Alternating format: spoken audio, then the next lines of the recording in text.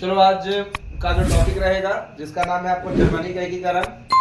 और पिछले टॉपिक में आपको इटली के एकीकरण के बारे में आपको पढ़ा दिया गया था। ठीक है, इटली का एकीकरण और जर्मनी का एकीकरण दोनों 1871 ईस्वी को ही हो रहा था। तो इटली के एकीकरण के समय ही जर्मनी के एकीकरण के पृष्ठभूमि तैयार हो रहा था। और आज का टॉपिक जो रहेगा जिसका नाम है आपको जर्मनी का एकीकरण, और इस जर्मनी के एकीकरण में हम आपको बताएंगे कि किस प्रकार से जर्मनी का एकीकरण किया गया और इसमें किस किस व्यक्ति का अहम योगदान दिया जाता है। तो यहाँ पर सबसे पहली बात याद रखेंगे कि ये जो टॉपिक ही है अपने आप में काफी वीवीआई क्वेश्चन भी बनता है इससे। जर्मनी का एकीकरण, इटली का एकीकरण, और इसके बाद एक और टॉपिक आपको पढ़ाया जाएगा जर्मनी के एकीकरण में ही, जिसका नाम है आपको प्रसा का शासक हुआ करता था, जिसका नाम है आपको बिस्मार्क। ठीक है, तो पहले इसको हल्का से जानेंगे कि इस जर्मनी के एकीकरण को समझने के लिए सबसे पहले इस जर्मनी को हम दो भाग में बांटते हैं, जो कि आपके लिए भी काफी महत्वपूर्ण होगा समझने के लिए के बाद। अब मान लेते हैं कि इस जर्मनी को हम दो भाग में बांट दिए। देखें आसानी से इसको समझें, क्योंकि किताबों में सारा कुछ आपको लिखा हुआ है, किताब पढ़ते ही रह जाएंगे। इसलिए इसको कहानी के माध्यम से इसको समझने का प्रयास करें कि आखिरकार इसमें कौन कौन से पॉइंट्स हैं और किस प्रकार से जर्मनी जो था इसका एकीकरण करना बहुत ही जरूरी था। इसलिए जर्मनी को हम पुराने समय के अनुसार इसे दो भाग में बांटते हैं। ध्यान रखेंगे, एक ऊपर वाला भाग हो गया जिसका नाम था आपको उत्तरी जर्मनी, जबकि निचले वाला जो भाग था जिसका नाम था आपको दक्षिणी जर्मनी। आराम समझेंगे क्या है इसे। निचला जो हो गया जिसका नाम है आपको दक्षिणी जर्मनी। अब उत्तरी जर्मनी और दक्षिणी जर्मनी दो रूप में आपको बट गया। ठीक है, इसको समझने के लिए हम आपको कहानी के माध्यम से इसको समझा दे रहे हैं कि किस प्रकार से जर्मनी का बंटवारा हो चुका था, और इसी बंटवारा को एक करने के लिए यानी एकीकरण करने के लिए कौन कौन से कदम उठाया गया, जिसके कारण बाद में 1871 ईस्वी को यह पूरी तरह से जर्मनी का एकीकरण संभव हो पाया। ध्यान रखेंगे कि इस समय आपको जर्मनी आपको दो रूप में बढ़ चुका, जिसमें एक का नाम था आपको उत्तरी जर्मनी जो कि आपको ऊपर की ओर है, जबकि दूसरा जो हो गया जिसका नाम है आपको दक्षिणी जर्मनी। अब यहां पर याद रखेंगे कि ये जो उत्तरी जर्मनी जो है, उत्तरी जर्मनी यहां पर एक समुदाय का संख्या ज्यादा होता था जिसका नाम था आपको प्रोटोस्टेंट। ठीक है, प्रोटोस्टेंट। अब ये जो हो गया आखिरकार ये प्रोटोस्टेंट क्या है, प्रोटेस्टेंट क्या है, और एक और शब्द आएगा जिसका नाम है आपको कैथोलिक। अब ये एक शब्द क्या होता है यह भी आपको समझना होगा। अब यहां पर याद रखेंगे कि उत्तर जर्मनी में एक समुदाय की संख्या ज्यादा था जिसका नाम था आपको प्रोटोस्टेंट। ये समुदाय का नाम है, इसकी संख्या ज्यादा होता था, जबकि दक्षिणी जर्मनी में कैथोलिक की संख्या ज्यादा होता था। अब प्रोटोस्टेंट और कैथोलिक क्या है, पहले इसके और हम जाने क्या है। ऐसे कहने का मतलब यह है कि आप देखे होंगे कि बहुत सारे धर्म हैं जिसको कई रूप में आपको बांटा गया है। ठीक है, जैसे शैव धर्म भी हो गया, कई प्रकार से धर्म है। ठीक है, तो उसी प्रकार से समझेंगे कि ईसाई के दो रूप होता है। ईसाई धर्म का दो रूप है, जिसमें एक का नाम है आपको प्रोटोस्टेंट, जबकि दूसरे का नाम है आपको कैथोलिक। ठीक है, तो अगर कहीं पूछ दे कि प्रोटोस्टेंट और कैथोलिक क्या है, तो एक प्रकार से धर्म है, किसका रूप है, तो ईसाई का प्रकार है। ठीक है, उसमें ज्यादा नहीं सोचना है, और ऐसा ऐसा शब्द आपको बार बार मिलेगा, इसलिए इसको ध्यान रखेंगे। तो यहां पर सबसे पहली बात यहां पर ये याद रखेंगे कि उत्तर जर्मनी में प्रोटोस्टेंट की संख्या ज्यादा था, जबकि दक्षिणी जर्मनी में कैथोलिक की संख्या ज्यादा था। ठीक है, दूसरी बात याद रखेंगे कि यहां के लोग जो थे ना, ये अशिक्षित लोग हुआ करते थे। यहां अशिक्षित की संख्या ज्यादा था, अशिक्षित लोग यहां पर ज्यादा थे। आराम से समझे किस प्रकार से एकीकरण होगा, और इसे किस रूप से हम आपको एक नया मॉडल बता देंगे, किस प्रकार से कहानी बताएंगे ये भी आप लोग सोचने पर मजबूर हो जाओगे कि आखिरकार इतना बिंदास कहानी इसका, समझने लायक है कहानी को, इसलिए बढ़िया इसको जाने क्या है इसे। अब यहां पर याद रखेंगे कि दक्षिणी जर्मनी में यह माना जाता था कि यहां पर अशिक्षित लोग ज्यादा थे, जबकि उत्तरी जर्मनी में सबसे ज्यादा शिक्षित लोग रहते थे। शिक्षित की संख्या ज्यादा हुआ करता था यहां पर, ठीक है, शिक्षित की संख्या जो हुआ करता था यह ज्यादा हुआ करता था। फिर से जाने, जर्मनी दो रूप में, एक समय ऐसा था कि ये जो जर्मनी जो था ये आपको समय आते आते 300 रियासत में बढ़ गया था, यानी 300 प्रांतों में बढ़ चुका था। ये आपको शुरू में बताए थे 39 प्रांत में, लेकिन धीरे धीरे करके ये और छोटे छोटे टुकड़ा होते गया और 300 प्रांत में बढ़ चुका था, ठीक है, बढ़ गया था ये। इसीलिए इसको समझने के लिए जर्मनी को हम दो रूप में बांट दिए, जिसमें एक है आपको उत्तरी जर्मनी, दूसरे का नाम है आपको दक्षिणी जर्मनी। उत्तरी जर्मनी में प्रोटेस्टेंट की संख्या ज्यादा था, जबकि दक्षिणी जर्मनी में कैथोलिक की संख्या ज्यादा था, ठीक है। उसी प्रकार से उत्तरी जर्मनी शिक्षित लोग ज्यादा हुआ करते थे, जबकि दक्षिणी जर्मनी अशिक्षित लोग ज्यादा हुआ करते थे। यहां पर एक सभा बुलाया जाता था, यानी सभा का आयोजन होता था, आराम समझे क्या ऐसे, सभा का आयोजन होता था, उस जगह का नाम था आपको डायट।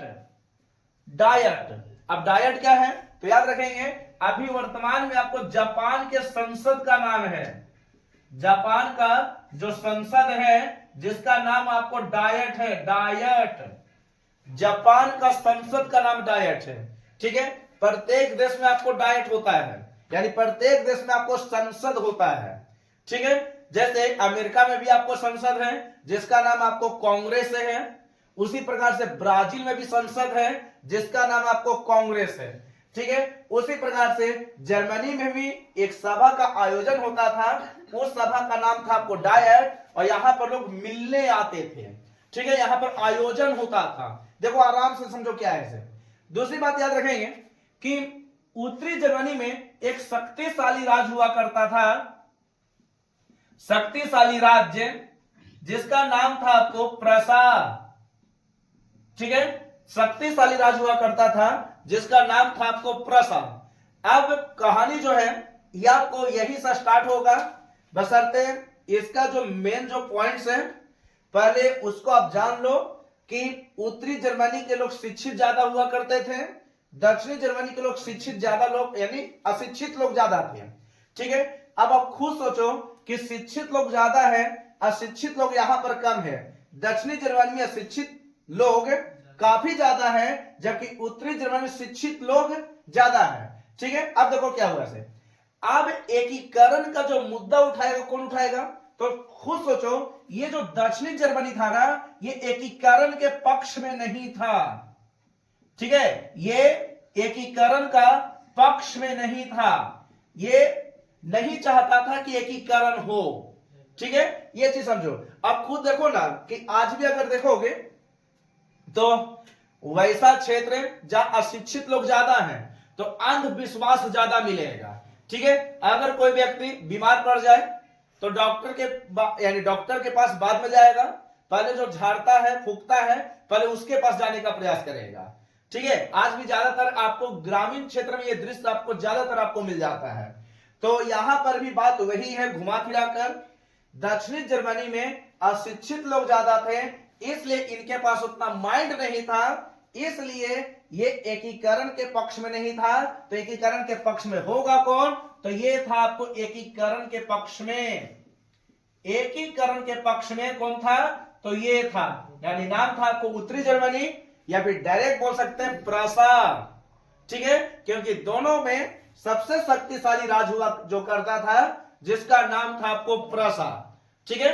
प्रसा के बारे में भी कहा जाता है कि सबसे पहले दुनिया में शिक्षा का अधिकार लागू करने वाला पहला राज्य है, शिक्षा का अधिकार लागू किया था सबसे पहले, ठीक है, यानी प्रत्येक व्यक्ति को शिक्षा देनी चाहिए, यह सबसे पहले कौन बताया था, तो प्रसा बताया था। प्रसा एक राज्य है, अगर प्रसा ऑप्शन नहीं रहेगा तो जर्मनी जरूर ऑप्शन रहेगा, क्योंकि प्रसा जर्मनी का ही हिस्सा है, ठीक है, जिस प्रकार से बिहार भारत का हिस्सा है उसी प्रकार से प्रसा जर्मनी का हिस्सा है। अब यहां पर हुआ कि समय बीतने के साथ साथ अब जो प्रसा जो था ये चाहता था कि इटली का एकीकरण हो। फिर से जाने, इटली के एकीकरण के पक्ष में कौन नहीं रहेगा? तो दक्षिणी जर्मनी, क्योंकि अशिक्षित लोग ज्यादा है यहां, और अशिक्षित का मतलब ही हो गया कि नॉलेज की कमी, ठीक है, और जब नॉलेज की कमी है तो अंधविश्वास ज्यादा रहेगा, और किसी भी प्रकार का ये उतना मतलब मानते ही नहीं थे कि एकीकरण हो। जबकि उत्तरी जर्मनी जो होता था यहां पर शिक्षित लोग ज्यादा हुआ करते थे, और परसा का उद्देश्य यह था कि इटली जर्मनी का एकीकरण होना चाहिए, ठीक है, होना चाहिए। ध्यान रखेंगे कि इस समय अगर देखा जाए तो अपने अपने नेतृत्व में यह सारा घटना आपको घट रहा था। अब इसी जर्मनी पर नेपोलियन का आक्रमण हो जाता है, नेपोलियन का आक्रमण होता है, नेपोलियन का आक्रमण। देखिए आराम से समझे क्या है, ध्यान रखेंगे कि जर्मनी और इटली दो ऐसे देश हैं जिस पर दो देश आपको कब्जा किया है।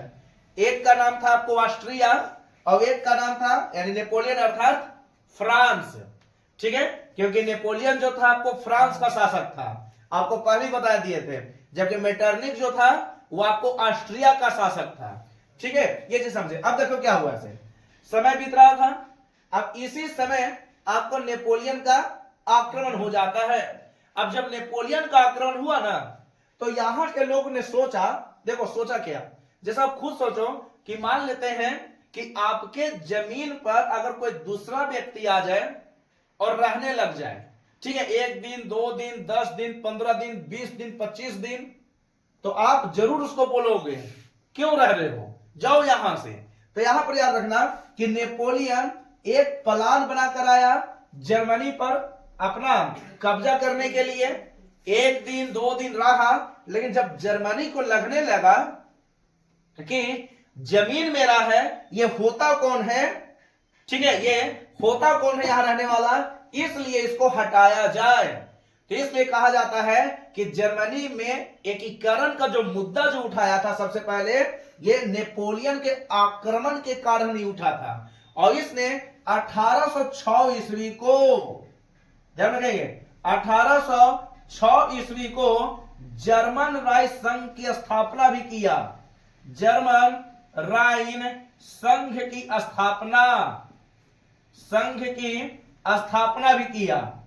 ध्यान रखेंगे, नेपोलियन बोलो या फिर नेपोलियन बोनापार्ट बोलो, दोनों का मतलब एक है यहां पर, ठीक है, क्योंकि आपको पहले बताए थे कि नेपोलियन को नेपोलियन बोनापार्ट के नाम से जानते हैं, जबकि नेपोलियन के पिता का नाम था आपको कार्लो बोनापार्ट, ठीक है, ये चीज जानेंगे। अब देखिए अपन, जर्मन राइन संघ की स्थापना नेपोलियन बोनापार्ट के द्वारा 1806 ईस्वी को किया गया। जर्मनी एक देश का नाम है, जर्मन, राइन एक नदी है जिसे वर्तमान में आपको कोयला नदी भी कहा जाता है, ठीक है। अगर कहीं पूछ दे कि कोयला नदी किसे कहते हैं तो उसको याद रखेंगे जिसका नाम है आपको राइन नदी, राइन, ठीक है, इसे कोयला नदी के नाम से भी वर्तमान में जानते हैं।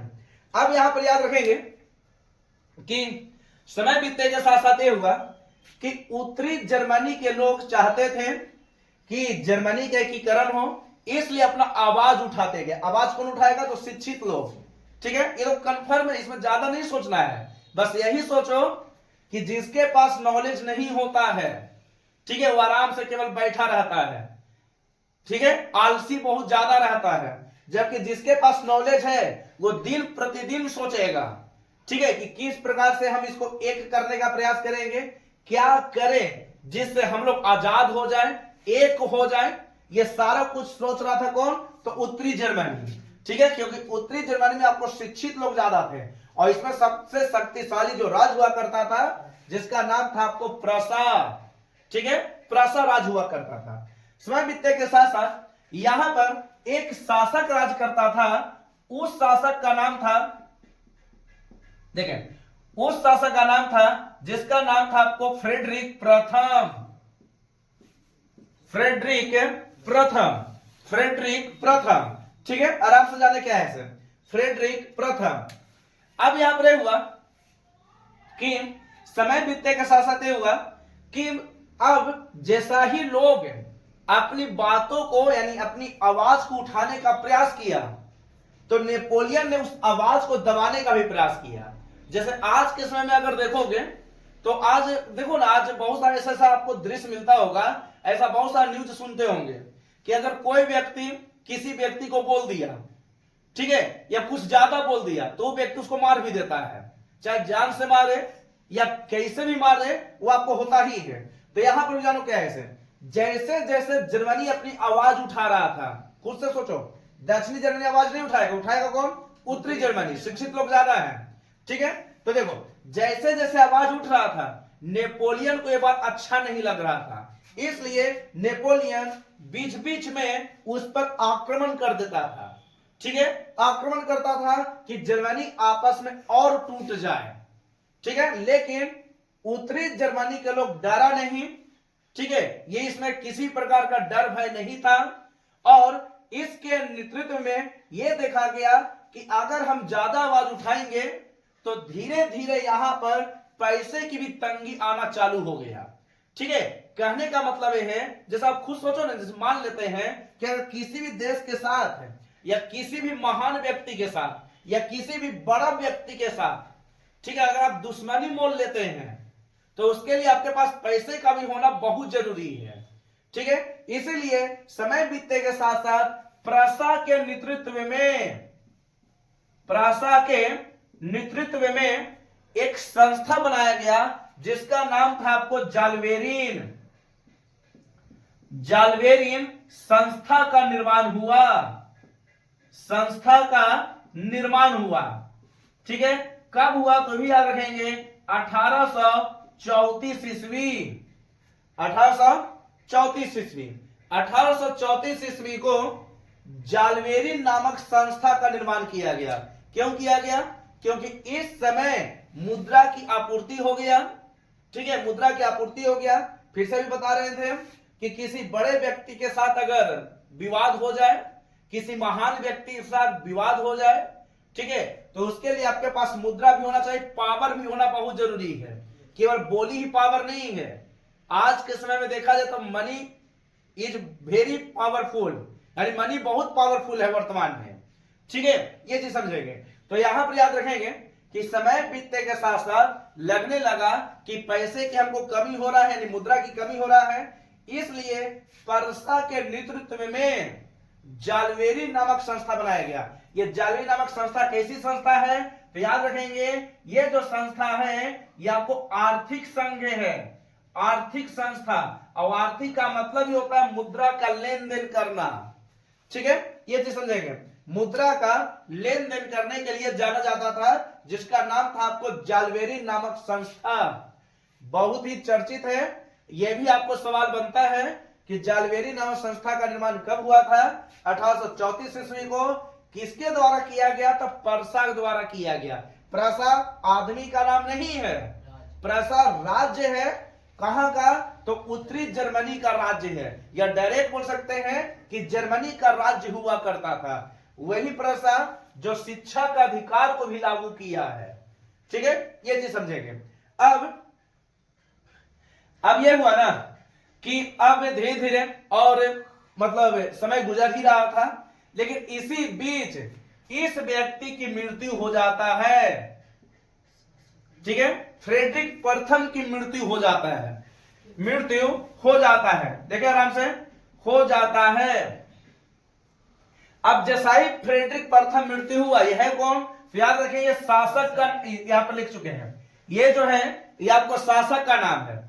जैसा ही इसकी मृत्यु होता है तो इसके बाद एक व्यक्ति शासक बनता है, जिसका नाम है आपको, मृत्यु के बाद एक व्यक्ति शासक बनता है, उसका नाम है आपको विलियम प्रथम, विलियम प्रथम, ठीक है, विलियम प्रथम, ठीक है, विलियम प्रथम। अभी तक बिस्मार्क का कहीं भी अभी नाम नहीं आया है, लेकिन यहां पर याद रखेंगे कि अभी जो शासक हुआ करता था इस दौरान, यानी फ्रेडरिक प्रथम के बाद जब जो शासक बना, जिसका नाम था आपको विलियम प्रथम, ठीक है, विलियम प्रथम। विलियम प्रथम को लग रहा था कि जर्मनी का एकीकरण मेरे पक्ष में ही होगा। ठीक है, ये चाहता था कि जर्मनी, देखो पहले फिर से बता रहे थे कि दक्षिणी जर्मनी में उतना सेंस नहीं था, ये सोचता ही नहीं था, सोच नहीं था। ठीक है, जैसे होता है ना कि किसी व्यक्ति के पास सोच होना चाहिए, जैसे जैसे बड़ा होते जा रहे हैं तो ये सोच जरूर होना चाहिए कि हम बड़ा होकर क्या बनेंगे।